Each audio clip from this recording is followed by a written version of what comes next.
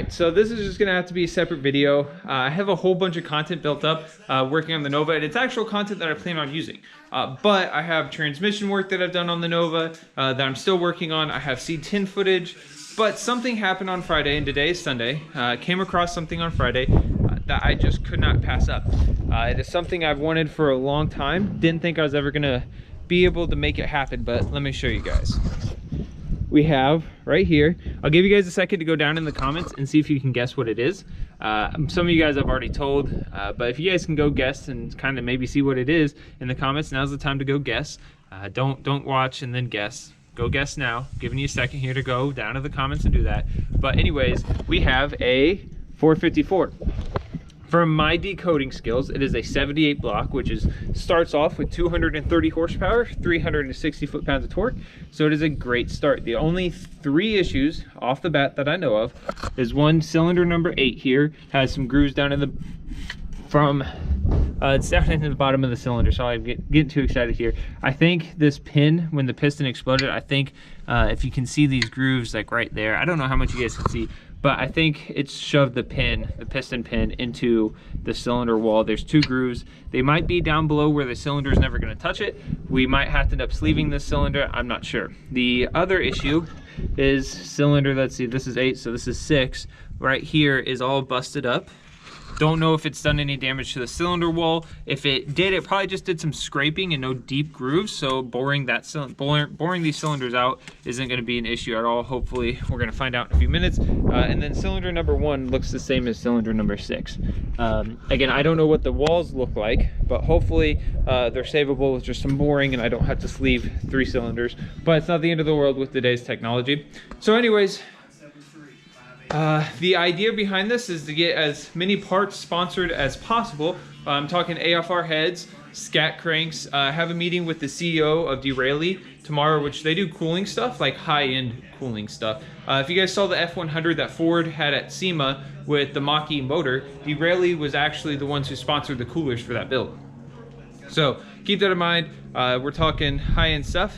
So yeah, so we're gonna get the 454 into the shop. It's gonna have to be done by dragging it off the trailer because I do not have enough room to use my hoist. So this is gonna absolutely suck, but we're gonna get it in here. Boy, was that a stupid decision. So we got it in here. I pulled it to about right here in this area and then hooked my engine hoist up to it and dragged it back. So this is where it's gonna get tricky, and I'm not gonna show you, I'll explain why, and I'm gonna tell you guys why I'm not gonna record this. It's because I'm gonna do something kind of sketchy that I don't want anyone to do at home. So I'll tell you what I'm gonna do, but I'm not gonna show you because this could result in you getting injured. So I don't have an open engine hoist. I have one here in the garage that the straight 6 is on. These are all C10 parts, but I don't trust this one. That back, let's see if I can show you guys. This back wheel back here is held on by a very small pair of vice grips. And so I don't trust it, especially to hold this much weight. So, well, it's not, I'm sure it will hold the weight, but while I'm working on it, I don't want something to go wrong. The other one I have has my brother's 350 on it, that from the C10 that I'm rebuilding for him. You guys will see that footage at some point. But, so my game plan here is to set up these bolts on one side of the block, lift up one side, find a way to kind of like twist it over and lay it down face down, if that makes any sense. So if I lift it from here, it'll just lift this side up and it'll start to rotate over and then make it rotate over and lay upside down. Don't know if this is gonna work out, and I don't want anyone at home to try it, so I'm not gonna show you guys. But that's the game plan from here. That way I can disassemble the crank and I don't have to worry about not trusting engine stand. So either which way, I mean, it's a risk. You know, using an engine stand is a risk just the same as that. But my main concern with using the engine stand is I have grade 8 bolts that will thread in there, but they're not very long. So I'm worried about them. They're long enough to handle the weight of that, but I don't know. I just don't know about this. So I don't know if bolts for big blocks are a lot deeper. I don't know how much further the threads go on. So it's just not worth the risk to me. I'd rather just lift it a few inches off the ground and have control over it that way than it completely falling. So I hope that makes sense, and I hope you guys can understand. So I'm gonna mess with this and get it rotated over, and then I'll show you guys the disassembly process. If you guys wanted to know, this was very successful and actually a lot safer than I thought it was going to be. I put grade 8 bolts right here on the engine mount and then just lifted it up and slowly set it back down. I only had to go up a few inches off the tire and we got it out. So I guess first thing, gonna take this cap off. It is a 2-bolt main, so we got that answered. That's not the end of the world. So, I'm trying to think what else. Can't really, I mean, yeah, it's a 2-bolt main. It was blue, as you guys can see here. I forget what color, it starts with a C. I can't remember what Chevy, what blue that is from Chevy. It starts with the C though, not that that really matters. But I'm really curious to see what condition this crank is in, because I guarantee you this engine locked up. So I'm curious to figure that out. So, but yeah, so we're gonna get this torn apart. At this point, you're gonna take all your pistons off. The hardest part about this is going to be the fact that normally you rotate the engine over to get access to each piston cap, but that's not going to be an option here for me. So hopefully I can get access to most of them, because I know this crank is not going to spin over very easily whatsoever. I might be able to put something on the end of the flywheel on one of the bolts and spin it, but I don't know. But you're gonna take off these bolts, there, and there, and then any cap bolts here as well. Most of them, it looks like I'll have access to. This one right there will be kind of tricky. This one here will be tricky, and that one there will be near impossible. So here goes nothing, I guess. First thing I did is took a paint marker and marked these for which ones they are. The last one there I didn't mark because it's self-explanatory, because it's the only one that has the oil pump location on it, so that one's pretty easy to figure out. So I've marked these. They do make stamps that you use a hammer. You put them up there kind of like a, trying to think of a word I'm looking for. But anyway, you hold it up there and you hammer it and it stamps what number it is. But I don't have those right now, so we're gonna go ahead and deal with this. I normally use hand tools. I don't like using air tools, but because I've done this once before and I know how stuck these bolts are, we're gonna use an air impact and see what we can do. Okay, hopefully you guys can see me. I'm really mad at myself now that I didn't use this method when tearing apart the 327, because I spent quite some time trying to break these loose. But typically I try to be as careful as possible with these, so I like to use hand tools. But this time I use air compressor. So we're gonna take these off and see how bad everything looks. Okay, that is not the worst rear main I've ever seen. I'm gonna go ahead and toss these bolts. I mean, definitely has some gunk in it. Not the worst. Again, it's hopefully you guys can get a good look at that. There's definitely scoring there, but it's not really even catching my fingernail. So we'll keep unfolding.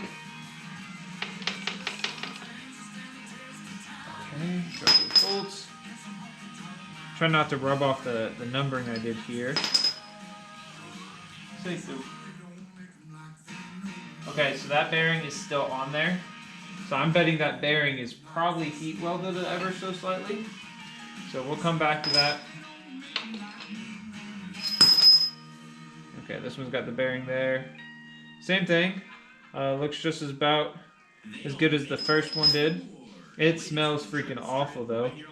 You get nothing that's catching my fingernail. So I'm betting that it locked up, and I don't think it necessarily ran any of the metal from the broken pistons through it. I don't see any chunks anywhere either. Also, it is kind of weird. It looks like they were running an oil cooler, so they were obviously trying to take care of it. Okay, this one's the worst. It looks the same, but actually the grooves are deeper. I don't know how well you guys will be able to see this, but I can feel that one a lot more. Okay, this one's probably going to be the hardest to get off here.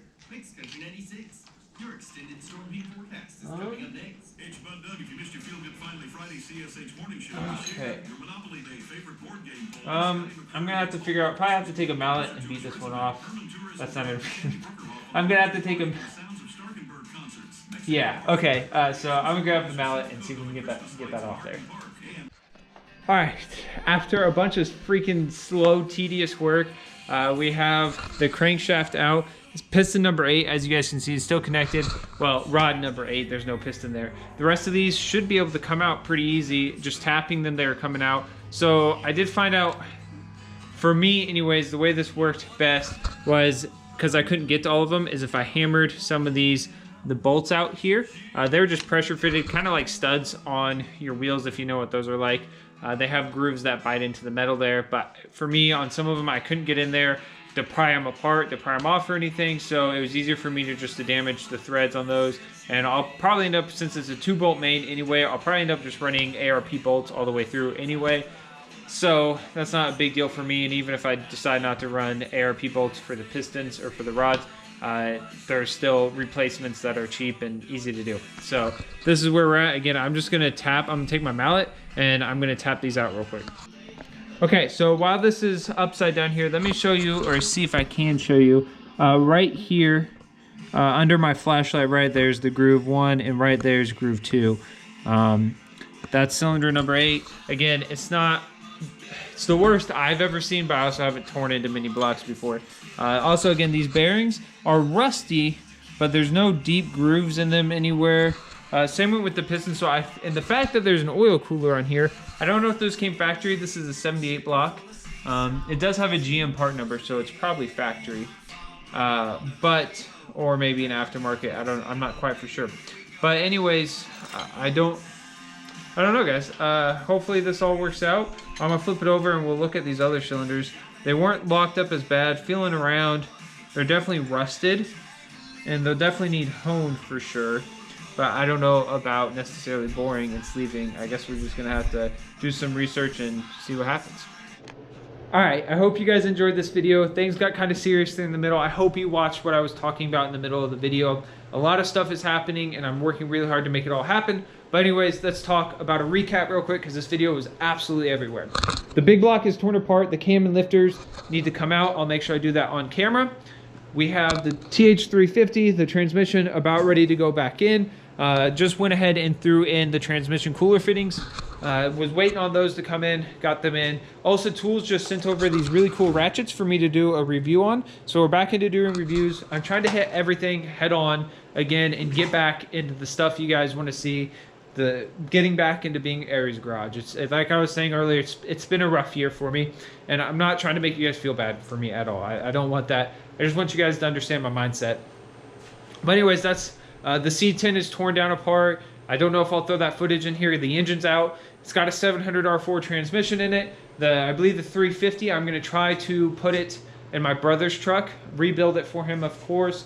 And I think the 327 might end up in the C10. I'm going to keep that 327. I'm not getting rid of it. It's not leaving this channel. I absolutely promise you that. The 327 is staying on the channel.